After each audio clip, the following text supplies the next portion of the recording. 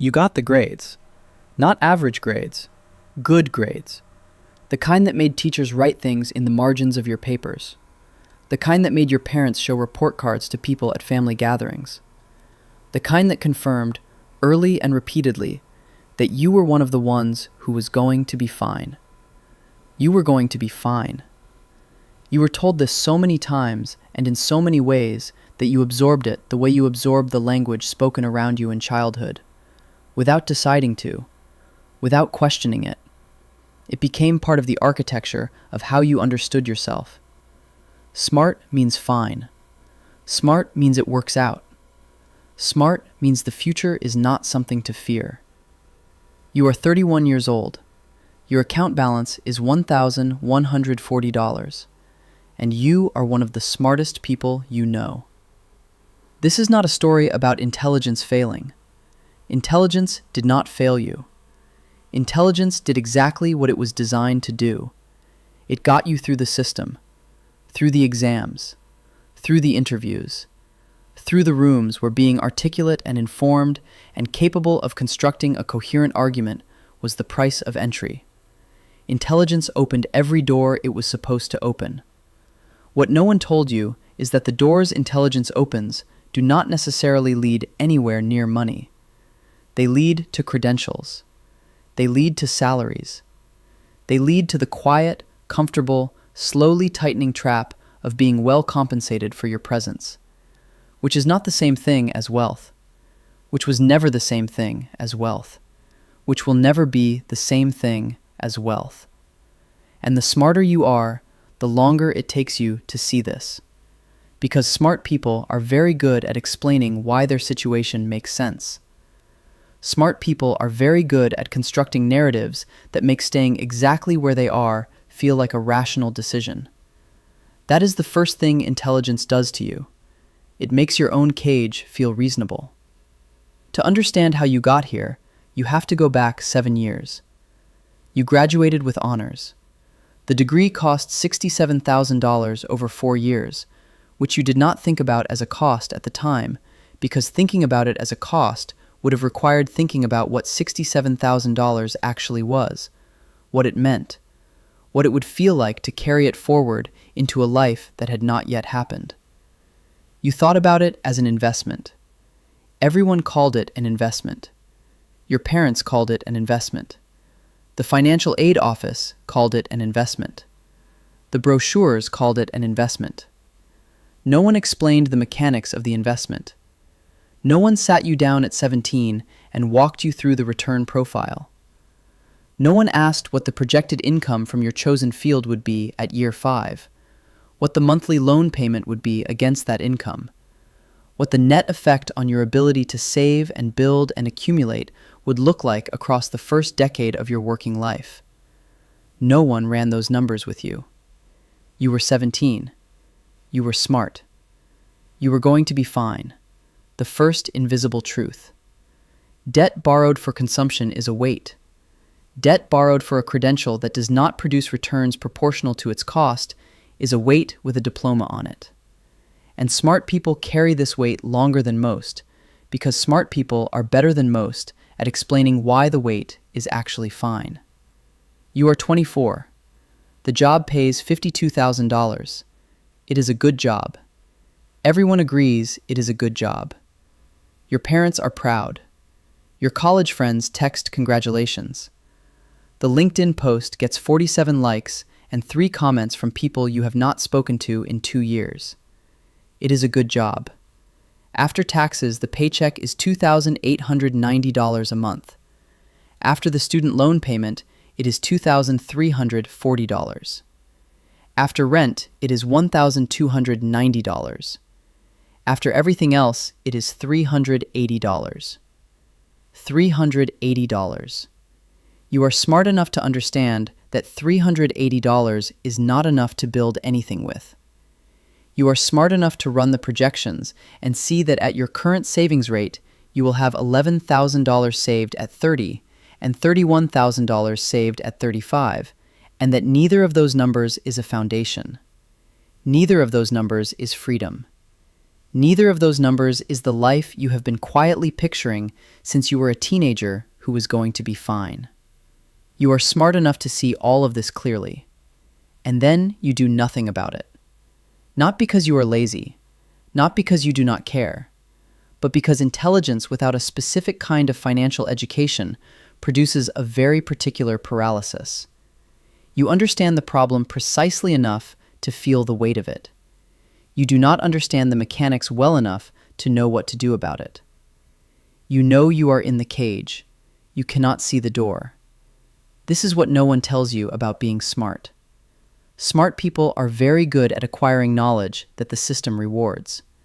Grammar, analysis, argument, code, chemistry. The specific, measurable, certifiable knowledge that gets you through the rooms with the gatekeepers. Smart people are not automatically good at acquiring knowledge the system does not teach. And the system does not teach money. Not really. Not the part that matters.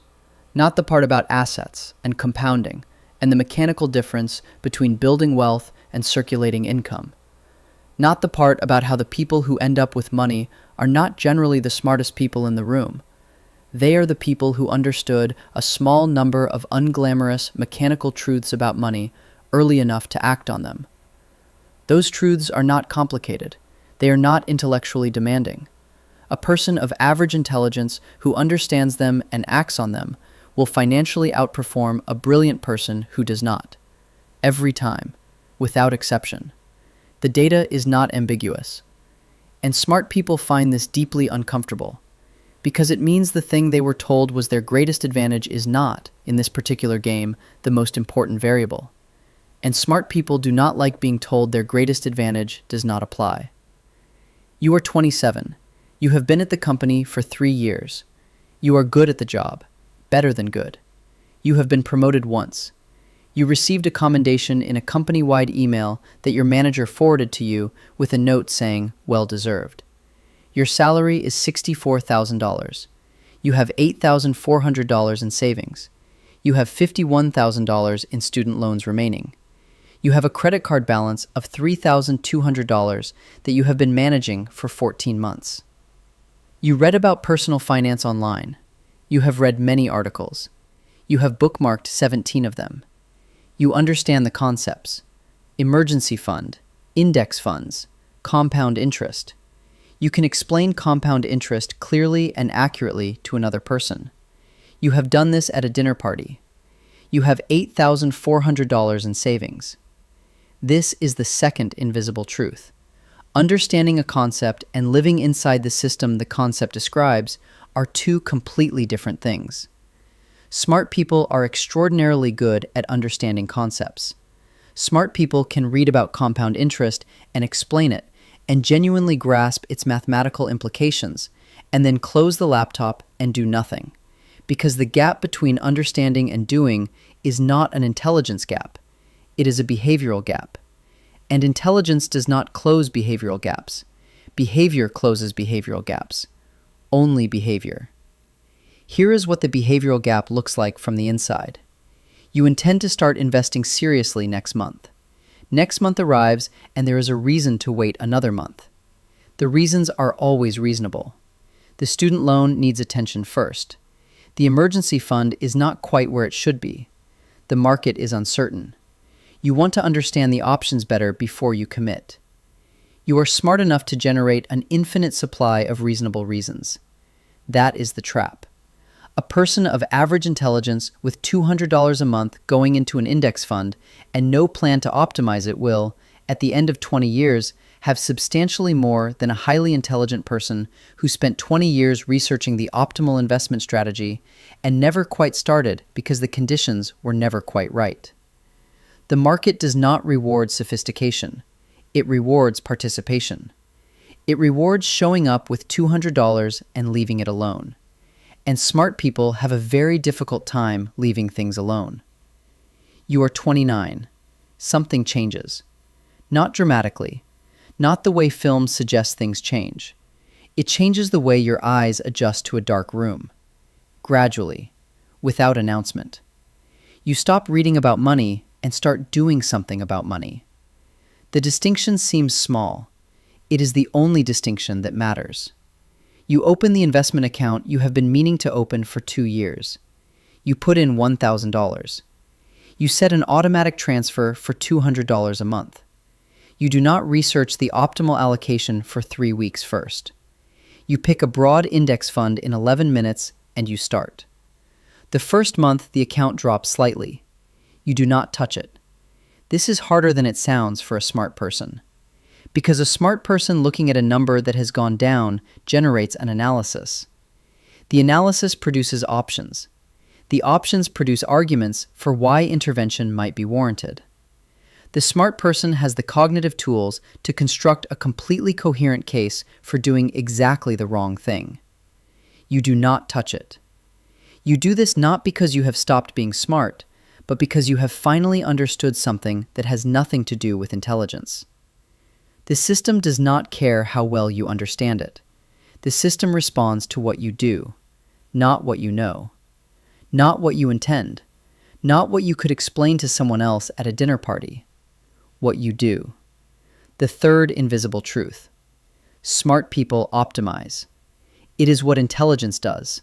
It looks at a system and identifies inefficiencies and constructs improvements and refines the approach. This is enormously valuable in almost every domain of human activity. In the early stages of building wealth, it is poison. Because in the early stages, there is nothing to optimize. There is only the unglamorous, intellectually unsatisfying work of starting with a small amount and adding to it consistently and leaving it alone. There is no complexity to engage with. There is no problem to solve. There is only the passage of time and the compounding of small, consistent actions. And smart people are terrible at this. Smart people need the problem to be interesting. Putting $200 a month into an index fund and not touching it is not interesting. It is correct. It is not interesting. The people who build wealth quietly, the ones you do not hear about because they did not do anything remarkable, they were not smarter than you. They were more comfortable with boring. They were more comfortable with the long, unglamorous middle section of the process, where nothing looks like it is working and everything requires you to continue anyway. You had to learn to be comfortable with boring. That is not an intelligence lesson. That is a character lesson. And it took you longer than it should have, because your intelligence kept insisting the boring approach could be improved. It cannot be improved. It can only be done. You are 32. The account is at $22,000. Your salary is $71,000. You have paid off the credit card. The student loans are down to $34,000. You started a small thing on the side 18 months ago, something you did not call a business at first, just a skill you have that other people occasionally pay for. It generates $900 a month now. You do not upgrade anything. You take the $900 and you automate it into the account before your lifestyle can absorb it. You have learned this lesson. The lifestyle will always absorb what you allow it to reach. The solution is not willpower. The solution is not giving the lifestyle the opportunity. Structure over willpower, every time. Your net worth crosses $40,000. It does not feel like anything remarkable. You know people your age who earn more. You know people your age who appear to live better. You have been to their apartments. You have seen the furniture and the holidays and the restaurants.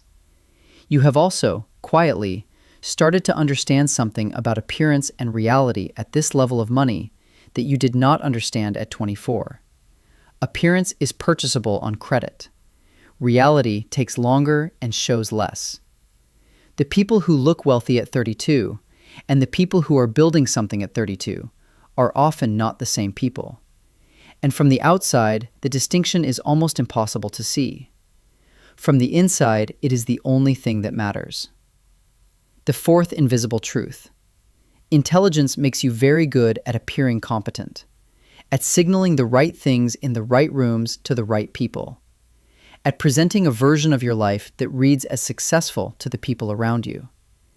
And appearance has a cost. Not always a dramatic cost. Sometimes just the cost of the apartment that is slightly nicer than necessary, the car that is slightly newer than functional, the wardrobe that is slightly more expensive than practical. Each individually defensible, each individually reasonable for a person of your income and education and professional standing. The total cost, accumulated across a decade, is the account you did not build. Smart people are very good at justifying each individual expenditure. Smart people are very bad at seeing the cumulative cost of a decade of justified expenditures. Because each one is reasonable. And the reasonable ones add up to the same place as the unreasonable ones. 0. You are 36. The account is at $87,000. The side income has grown. $2,400 a month now. You made a decision 14 months ago that you would not increase your lifestyle until the account crossed $100,000. The decision felt arbitrary when you made it. It turned out to be the most useful financial commitment you have ever made. Not because $100,000 is a magic number. Because having a specific, concrete, immovable target replaced the infinite negotiation your intelligence was constantly conducting with your own spending decisions. Smart people negotiate with themselves constantly. Smart people can always construct a reasonable case for the exception. The specific target ended the negotiation. There was no case to construct. The number was the number. Until it was reached, the answer was no. The number is close now. You can feel it the way you feel a room before you walk into it. Somewhere right now, there is a person with a graduate degree sitting at a desk they are very good at sitting at. They are capable of things that would genuinely impress you. They can construct an argument. They can analyze a system. They can walk into a room of intelligent people and hold the conversation, and leave having been taken seriously. Their account balance is $2,300. They have been meaning to start investing for 2 years. They have read everything about it. They understand it completely. They could explain it to you right now in clear and accurate detail. They will not start this month. There will be a reason. There is always a reason. The reasons are always intelligent. That is the problem. The reasons are intelligent enough to be convincing. Intelligent enough to feel true, intelligent enough to justify one more month of understanding the thing instead of doing the thing. And next month there will be another reason, just as intelligent, just as convincing, just as wrong. This is why smart people stay poor, not because they lack the ability, not because the information is unavailable, not because the path is unclear, because intelligence, without direction, optimizes for understanding instead of action. Because the system rewarded them for knowing things and penalized them for not knowing things, and so they learned, deeply and durably, that knowing is the work. It is not the work. The work is the $200 automatic transfer set up in 11 minutes without 3 weeks of prior research. The work is the boring index fund left alone through the months when it goes down. The work is the side income automated into the account before the lifestyle can reach it. The work is the specific target that ends the negotiation with your own intelligence. The work is not interesting. The work does not require a graduate degree. The work does not care what your grades were. The work only asks one question. Are you doing it? Not, do you understand it? Not, could you explain it? Not, have you researched the optimal approach? Are you doing it? And the answer, for too many smart people, for too many years, is not yet. Not yet is where smart people live. Not yet is the most expensive place in the world to stay. The rent is paid in the years you do not get back, and the compounding that did not happen, and the account that stayed at $2,300 while the understanding stayed perfect, and the intention stayed genuine, and the reasons stayed intelligent, and the work stayed undone. You were smart enough to understand all of this years before you acted on it. That is the final invisible truth. The gap was never between knowing and not knowing. The gap was between knowing and doing, and you closed it on a Tuesday afternoon in 11 minutes with a $1,000 transfer and a $200 automatic monthly deposit into a fund you did not spend 3 weeks researching first. Not because you became less smart, because you finally used your intelligence for the one thing it had been avoiding: the start.